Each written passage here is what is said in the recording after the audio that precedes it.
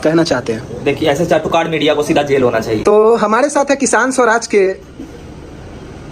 स्वराज दल से विधायकी उम्मीदवार प्रांजल प्रकल्प। तो प्रांजल प्रकल्प जी, आप ये बताइए कि भारत का 4th स्तंभ माने जाने वाली मीडिया जिस तरीके से जनता के बीच और चंद पार्टी के विधायकों के बीच बिजी है, और छोटे पार्टी खासकर जो निर्दलीय है उन लोगों के बातों को नहीं सुन रही है, उनके पास जा नहीं रही है, इसके पीछे जो कारण है उसके बारे में आप क्या कहना चाहते हैं? देखिए, ऐसे चाटुकार मीडिया को सीधा जेल होना चाहिए। अब क्यों, कैसे हम बताते हैं। ये लोग का काम होना चाहिए कि जनता तक हर विकल्प को पहुंचाए, हर विकल्प को फुटेज दे और हर विकल्प से इंटरव्यू लेके या कैसे भी मतलब उनका शेयर करके जनता तक पहुंचाए कि आपके पास ये विकल्प है। लेकिन इन लोगों का काम क्या है, 2-3 पार्टी से जिससे भी चंदा मिला होता है उन दोनों तीनों में इसमें टक्कर है, लिख के डाल देना है, बैटल करवाना है। डीपी बैटल जैसे चलता है वैसे 2 नेताओं का बैटल करवा देते हैं ये लोग, और 2-3 बड़े पार्टी चोर बुढ़े नेता का बस बैटल करवाएंगे, और सुबह शाम रहना खाना पीना सब इन्हीं नेताओं के आगे पीछे करते रहेंगे। पूरा चुनावी माहौल उन्हीं लोग का कवरेज करते रहते हैं ये लोग, और इन लोग को सीधा जेल होना चाहिए। पर आप कैसे बोल सकते हैं जो भारत के 4थे स्तंभ मानने वाले मीडिया उसको चोर आप बोल रहे हैं? इसके पीछे कौन सा तर्क हम बता सकते हैं? 500 रुपए में एक कोई भी सिटी का नाम .today समथिंग ऐसा करके जितना भी न्यूज चैनल चल रहा है, 500 रुपए में किसी भी दुकान का ऐड लगा देता है। वही 5000 रुपए में किसी भी नेता के पीछे दौड़ने भी लगता है, समझे? यही होता है। तो आप बतौर उम्मीदवार हम मीडिया वाले के क्रांतिकारी, मीडिया में 2 टाइप्स है, एक चाटुकार है, एक क्रांतिकारी है। जो क्रांतिकारी है वो मारा जाता है, चाटुकार मारा नहीं जाता है कभी, और चाटुकार अमीर भी होते जाता है। तो आप मीडिया को चोर बाइज्जती बोल रहे हैं कि चोर है, या 500 रुपया या 5000 के लिए वो पीछे आगे दौड़ रहे हैं? हम एक युवा विधायक नेता है ना, हम कॉल किए यहाँ के कितना सारा छोटा मीडिया को, सब व्यस्त है, सब सीधा बोलता है सर आज मड़वन में यहाँ पे आज सुबह से शाम तक व्यस्त रहना है, उसी के पीछे रहना है। पता नहीं फ्री में है कि पैसा लेके है, लेकिन यही करता है। ऊपर का 2-3 नेता को ये लोग फुटेज देता है दिन रात सुबह शाम, और बाकी जो भी अच्छा विकल्प है जनता के पास उससे जनता तक पहुंचने ही नहीं देता है।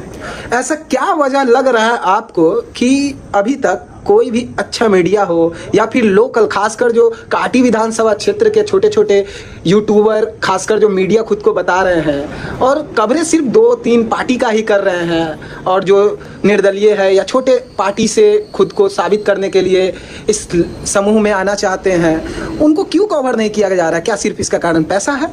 पैसा ही है, पैसा होगा और पैसा ही होगा। तो आप सीधा सवाल उठा रहे हैं कि पॉलिटिक्स में अगर आना है तो सिर्फ आप पैसे के वजह से ही सारे चीज को ला सकते हैं? नहीं, उसका पैसा भी हो सकता है, डर भी हो सकता है किसी नेता की धमकी की वजह से, या फिर वो डरता हो बड़े नेताओं से कि अगर तुम उसको कवर कर रहे हो तुमको हम दे देंगे गोली।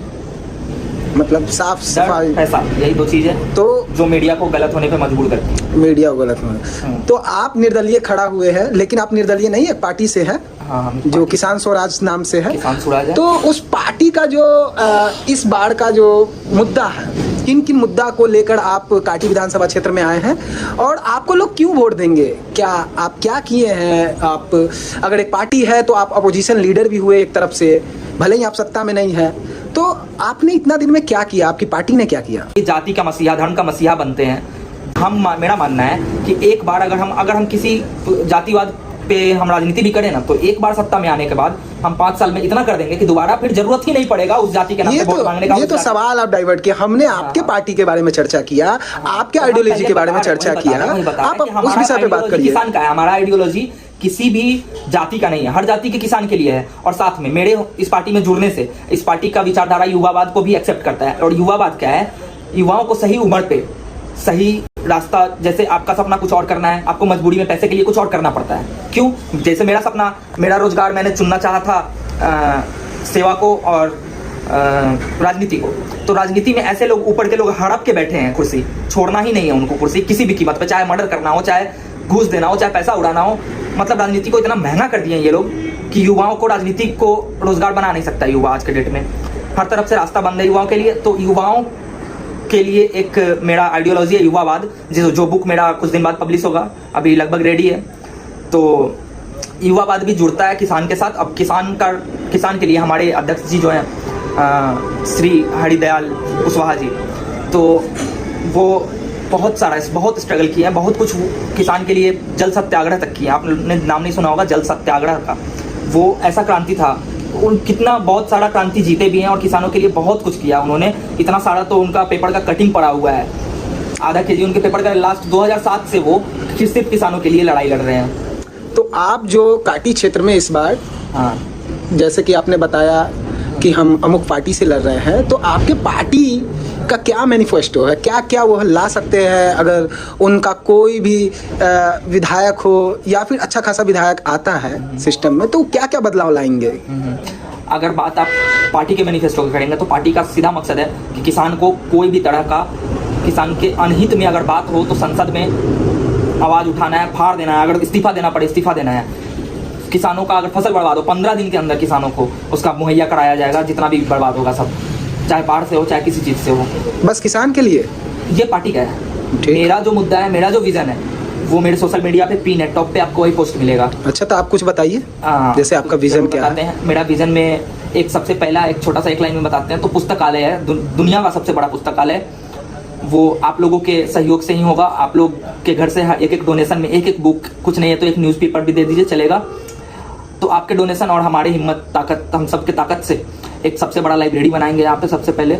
और दूसरा है एक स्वनाथालय, एक हमारा बड़ा सा NGO से ये करके टाई अप करके हम लोग, जहाँ बुजुर्गों के लिए भी और बच्चों के लिए भी काम रहेगा। तो बच्चों को पढ़ाई के साथ साथ ऑनलाइन कमाना और कोडिंग, प्रोग्रामिंग सब कुछ सिखाया जाएगा और हम उन्हें उनका नाथ बना के वहाँ से तब भेजेंगे कि जाइए अब आप आज़ाद हो। जब आप अपना नाथ वहाँ बन जाते हैं, खुद के लिए कमा पाते हैं सही, तो वहाँ से आप आज़ाद हो सकते हैं। फिर तो बूढ़ों के लिए भी है उसमें कि कुछ काम है, जैसे कि रिलेशनशिप एडवाइज़र, जैसे बहुत चल रहा है, पूरा देश विदेश में ये फैला हुआ है अभी ये धंधा। बिहार में नहीं दिखता है पर देश विदेश में अच्छा खासा $1 बिलियन का बिजनेस है ये। तो ये चीज़ भी कर सकते हैं हमारे बुजुर्ग। और भी बहुत सारी चीज़ें हैं जो हमने बताया मैनिफेस्टो में।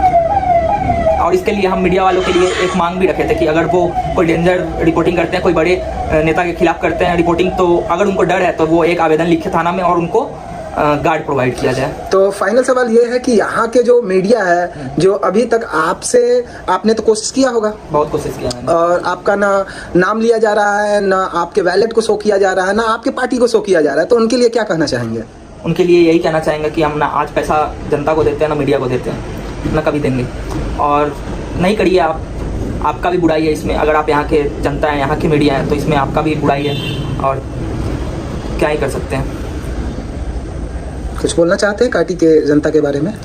काटी के जनता, जहाँ तक हम पहुँच पाते हैं वहाँ तक हमको पता है कि वो लोग कहीं और वोट नहीं देंगे। जहाँ तक हम पहुँच पाते हैं, जहाँ तक नहीं पहुँच पाते हैं उसके लिए इन मीडिया वालों का क्या बोले, छोड़िए।